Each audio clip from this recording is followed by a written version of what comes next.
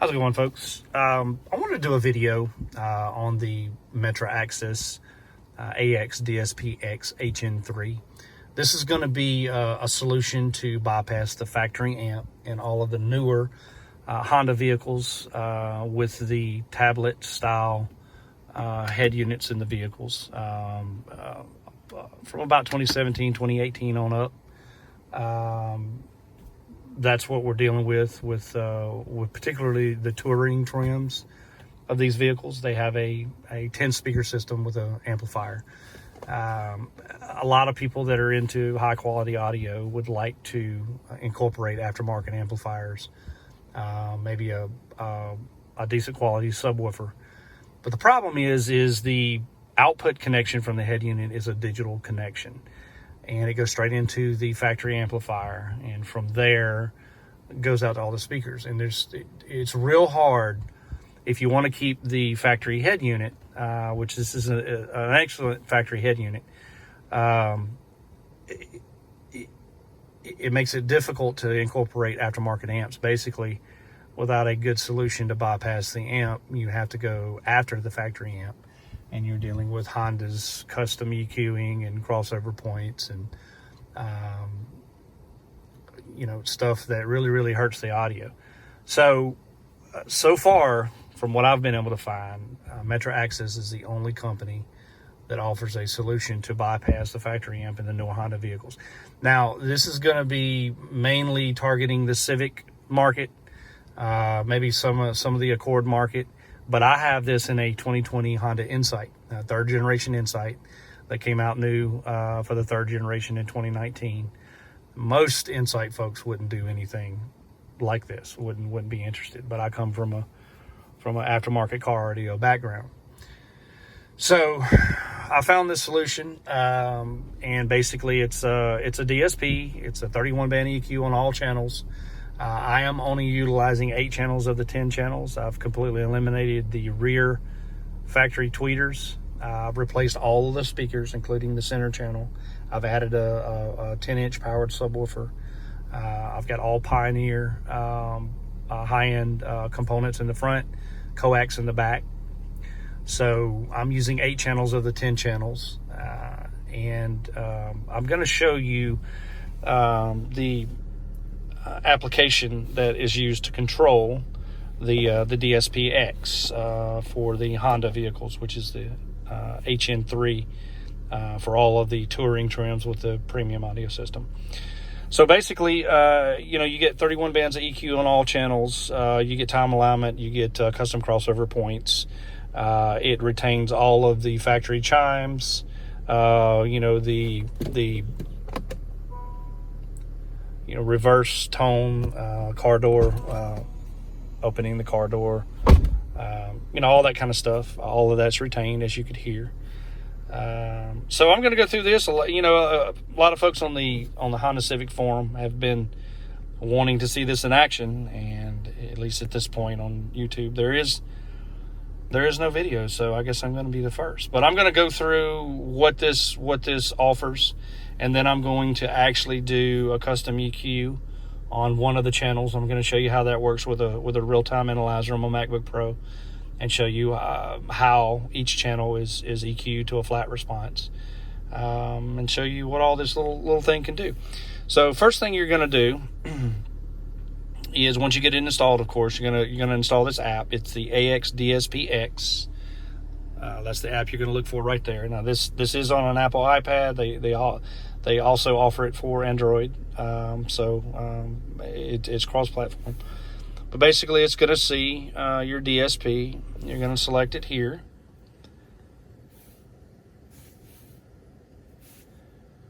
And it's going to go through a connection.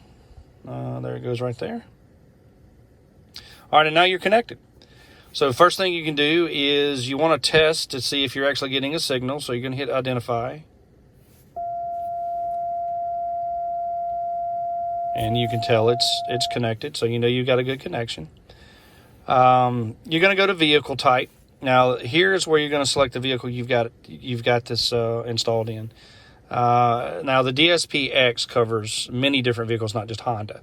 This is the harness that comes with the DSP for your particular vehicle. In this case, for the Hondas, is going to be the HN3. So you're going to select, in this case, Honda. You're going to select your vehicle. Now, this is all the vehicles that the HN3 supports. It's going to be 2009 through 17 Accord, 2009 through 15 Civic, 2016 through 2020 Civic. That's going to cover the Tourings. You're going to have your CRV, your CRZ, the Honda Fit, HRV. It does cover the Insight on 2010 through 2014. That's not what you're going to select for my particular vehicle. I'm going to explain that in a minute. It covers the Odyssey, the Pilot, the Ridgeline, and the CRV. Now, for this particular application, most of these vehicles, at least the sedans, the Accord, the Civic, and the Insight, basically all have the same system. Now, you're going to have different part numbers on the amplifiers and stuff like that, but they all have the exact same connections and the same harnesses. So the 2020, 2019 through 2021 Insight, for that matter, is not considered supported on here, but the third generation Insight is basically considered a hybrid Honda Civic. So you're going to pick Civic 2016 through 2020. Now, that is the one that I chose. You're going to select OEM amplifier with or without, and you select with and you hit apply. So that's what I've got set for this particular vehicle. Again, this is an Insight, and it does work perfectly. So once you get your vehicle selected, your vehicle type, then you're going to go to lockdown. Now, lockdown is going to write the settings into the DSP to maintain the settings after you turn the car off. So once you do that, you hit lockdown. It's going to take about a minute and a half. It's going to go through, and it's going to write those settings to the DSP. You have to do that before turning the vehicle off. If you don't, whatever you did is going to be reversed to the last state that the DSP was saved in. So we're going to do that real quick just for demonstration purposes. And if you're listening to audio when that's just happening, when it gets about 3/4 of the way, it's going to cut off.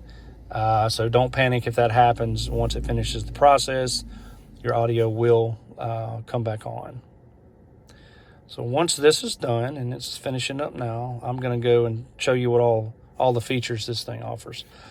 So once we've done that, by the way, to go back to configuration, once you've locked down your settings, you can go through and hit your save configuration, and it'll write a file to your device, either your phone or your tablet or whatever, that you can bring back at a later time if you have to reset the DSP for some reason, reset it to factory defaults. However, I will say, it allows you to save the configuration, but there is a bug in this app, and I have addressed it with Metra to offer an update in the future. When you go to recall, it crashes the app. So although you can save your configuration, at least in my situation, if you try and recall it, it crashes the app. So that feature doesn't work at this point. So I do want to let you guys know about that. All right, so you're going to go to your inputs, and in this case, you'll get this error message. There's really nothing you can set for the inputs because everything is decided with the digital connection into the DSP, and then all your outputs from the harness. But you're going to select how you want your amps to turn on. If you want them to be always on, basically you're going to go through your remote wire, or if you're going to be going high level from the factory amp into the DSP. You can do that if you want. You can completely bypass the digital connection, go out of the factory amp into the DSP through your high level inputs. And in that case, if you want to turn on your amps with basically the high input signal, you'll turn that to signal sense. And it's going to ask you if you want the signal to go to your subwoofer, if you want to basically take the signal from the two front outputs to go to the subwoofer, or if you have a dedicated subwoofer, then you're going to select subwoofer in that case. So you're not going to do a lot with the inputs. Outputs is where you're going to assign your outputs. So you've got your several different choices here that you can assign. Okay. Let me go back.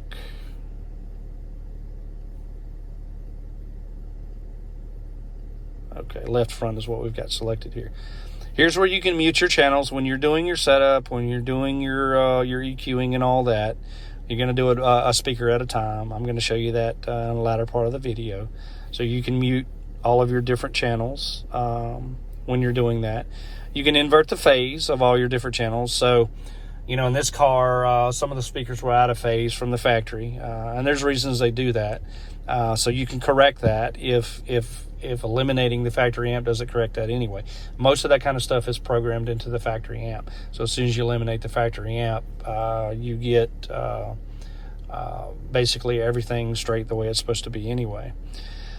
So in this case, I've got left front, left rear, right rear, subwoofer, left front tweeter, right front tweeter, and a center channel, which I've got selected right here is left front bass. One thing I've noticed here, that if you select center, in this case, the speaker doesn't work. Nothing comes out of the speaker. So I just selected one of the other available options, which in this case I picked left front, and it does send the signal to the center speaker. So that may have to do with the fact that this car technically is not supported. I don't know, but there is a workaround. And of course, these are the other two channels. Like I said, the rear tweeters I've eliminated, so I'm not using those in this particular application. So the tweeters here, I've got the phase inverted as well as the subwoofer. In this particular car, the tweeters were still showing out of phase once I eliminated the factory amp. Usually, like I said, once you eliminate the factory amp, everything should be wired correctly, but in this case they weren't. So I do have the phase corrected that way. One question that's come up on the forum is, can you sub channels, or can you sum channels? So basically, if you want to take your front mid channel, mid bass and tweeters and sub them into one channel, and just let the crossovers that are going between the speakers that come with the speakers, the passive crossovers, you want to let them do their thing. You can do that. You're going to take, for instance, you would go to your group, and then you would say, which channel do you want to sum those two channels together? In this case, you'd pick front or left front or right front or whatever you want to do. So yes, you can sum channels together, and most people are going to do that with a component set up front. I chose to run all channels active from the amplifiers. I've got two 4-channel low profile mini amplifiers, and they're installed under the passenger seat. So I'm running all channels active. I'm not summing any channels together, but I did want to show you that that is possible. This is your crossovers. So you've got the choice of low pass, band pass, and high pass. And you can set all of your frequencies. So in this case, for the two front channels, the mid bass, I've got set to band pass. And I'm picking up right where the subwoofer leaves off. So I've got it set to 150. So the low pass is 150 up to about 2,500. You just, any of you that knows what all this means, you'll go through all that. I've got my tweeter set at 3,000 high pass. So I got a little bit of overlap between the front mids and the tweeters. The center channel, I've got as a band pass, and I've got basically from 200 hertz low pass all the way up to 20,000 hertz full range. So that's how I've got that set. I'm going to go ahead and go to time alignment here. They call it delay adjust, and basically use a tape measure from the speaker to my seating position, and I adjusted all of those. It is in inches, so you can set that. Then you've got your equalizer adjust here. So you're gonna set your equalizer. You get 31 bands per channel. Okay, so you've got 31 bands on every speaker in the car. So you're gonna go through, and this is where you're set your different bands here. And you do have independent gain control for each channel. Okay. So you're gonna go through and do that, and that's gonna be probably the most lengthy process in this whole deal here. Here is where they call it levels. This is where you're going to set your chime level. And as you move the slider, it does adjust. Okay, so to give you an idea of what the volume level will be. And this is going to be your distortion detection here. As it says here, you can set this for what level of distortion you want the DSP to detect, and what it'll do, it'll start lowering the gain on those particular channels if it encounters distortion. It says in the documentation it will detect distortion on the input and the output of the DSP. So I don't really know that two-channel digital connections, I would assume that they should be distortion free. So I don't know if there's much distortion that's going to come in from the input. But if you do get channels that start distorting from the output, the DSP will correct that. And you can set the level or the amount of correction that you want. So in this case, I've got it set to the highest level of soft clipping. So if I get minor distortion, it's gonna compensate for that. But you can set it all the way up to the highest level, which is 10, which is hard clipping. So you can set it to where you can allow for soft clipping until it gets to some pretty serious distortion before it starts correcting it. So I chose to leave it at about halfway. And this is where you'll turn this particular feature on or off. So that's about it. It's really simple. I just wanted to show you what all it does offer. I will tell you that between the replacement of the speakers and this DSP, without even setting any EQing on each channel, the sound quality you can immediately tell a difference from the custom EQing and the crazy crossover points that Honda programs into the factory amp. The reason they do that, for any of you that don't know, is they use the absolute cheapest speakers they can. And so what they do is they go in and they really wreck the EQ of the audio, because they don't want you blowing those cheap speakers by turning the volume up too high. And so because they're using cheap speakers, they set the crossover points really high. Like the tweeters in these cars are set at about 8K, which is excessively high for tweeters for most applications.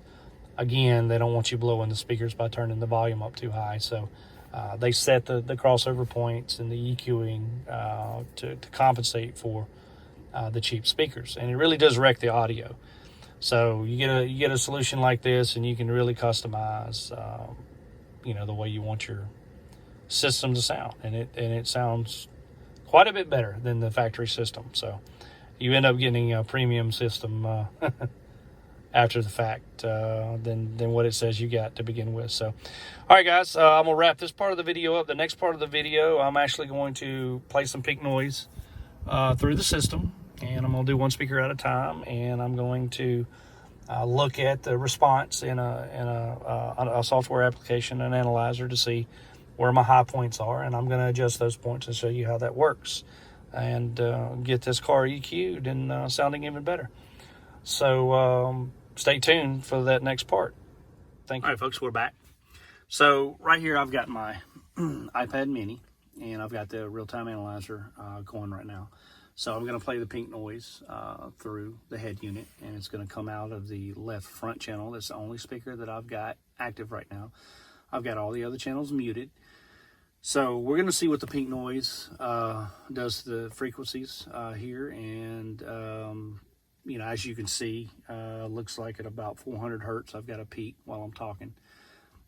So we're going to adjust for stuff like that. We're going to try and get this signal as flat as we can across the board. So one thing to keep in mind, you have to do this at as quiet a time as you can. It's right at 11 p.m. There's not a lot of traffic going down my street. It's not a lot of dogs barking. So this has to be done at a quiet time, because you don't want any other sounds from the environment coming in and affecting your frequency response here. Also, you have to put your vehicle in accessory mode, and you cannot run the AC for obvious reasons. Again, that's going to add to the audio that's coming into the analyzer, and it's going to give you an inaccurate response. So what we're going to do is I'm going to turn the pink noise on, and we're going to see how the analyzer reacts, and then I'm going to start lowering frequencies, lowering gains on specific frequencies that peak. And the goal is to get the response as flat as you can. And it's not going to be perfectly flat, but the idea is to get it as close as possible. Some frequencies are going to be naturally lower at others, and you don't really want to raise any of the gains on the frequencies. What you want to do is you want to cut the high frequencies to or the frequencies that are running hotter to the lower frequencies. So we're going to do that, and I'm going to show you how all that works, and we're going to adjust for this channel. So here we go.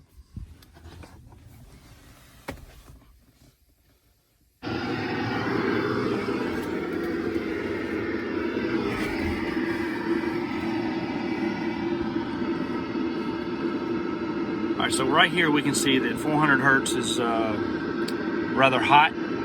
So I'm going to stop talking here, and I'm going to adjust 400 hertz and see if I can get that down a little bit and see if we can flatten this out. So here we go.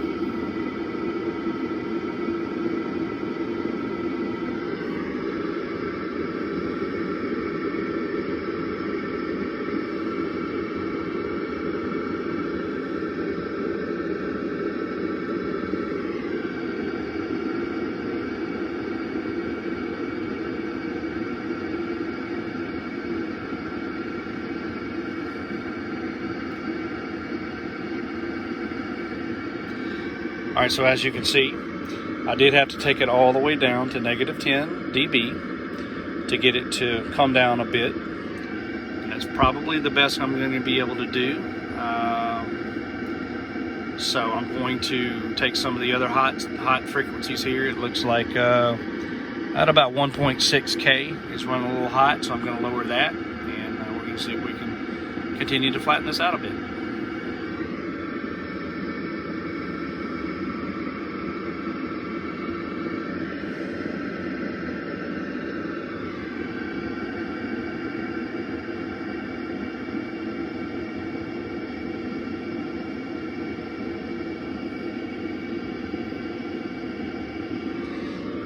All right, so I had to bring that all the way down to -10 as well to get it to flatten out a bit.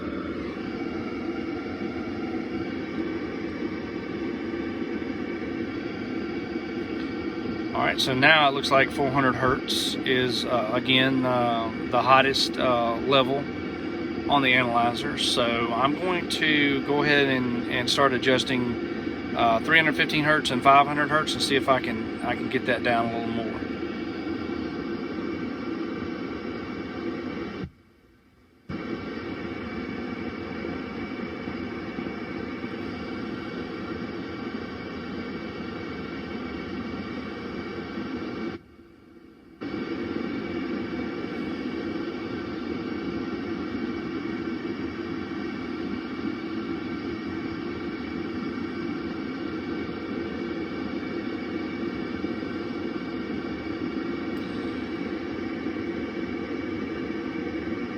All right, so it looks like 400 hertz is going to remain a little hot. So what I'm going to do is I'm going to start lowering some of the other frequencies. It looks like probably 160 hertz and 200. I'm going to start to get them down a little bit. 400 is going to pretty much stay where it's at, and we're not going to be able to do much about that unless we start raising the gains on all the other frequencies. You really don't want to do that. So I'm going to try and get the other frequencies around it as flat as I can. So we're just going to have to deal with 400 hertz at this point. So it looks like we're going to go to 160.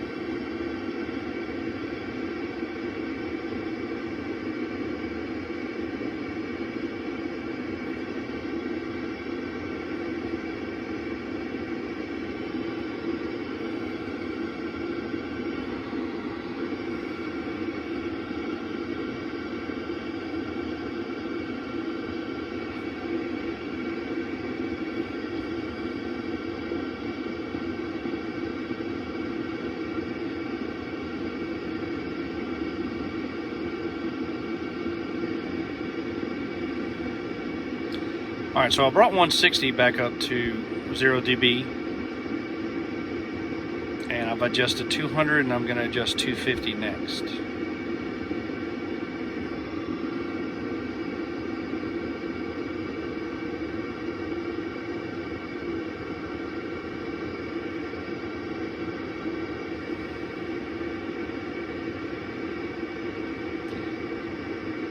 All right, now I'm going to adjust 350 when we get that down a bit. 315, that is.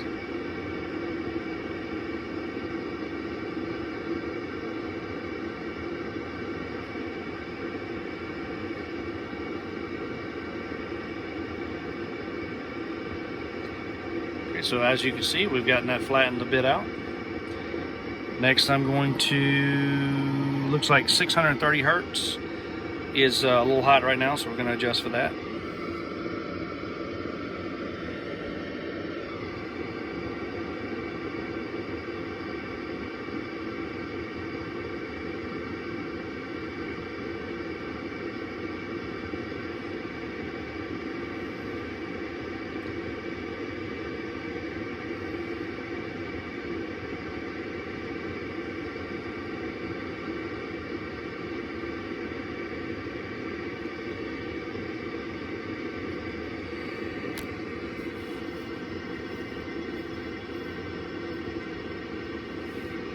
All right, now it looks like about 1.6 kilohertz is a little high, so we're going to adjust for that, and that should get us to where we want to be.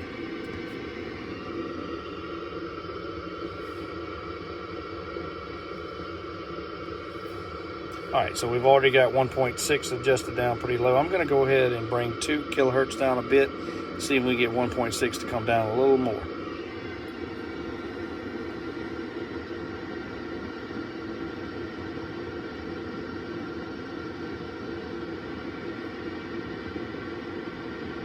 All right, that didn't do much, so I'm going to go to 1.2 and bring that down a bit, see if we can get 1.6 to cooperate a little bit more.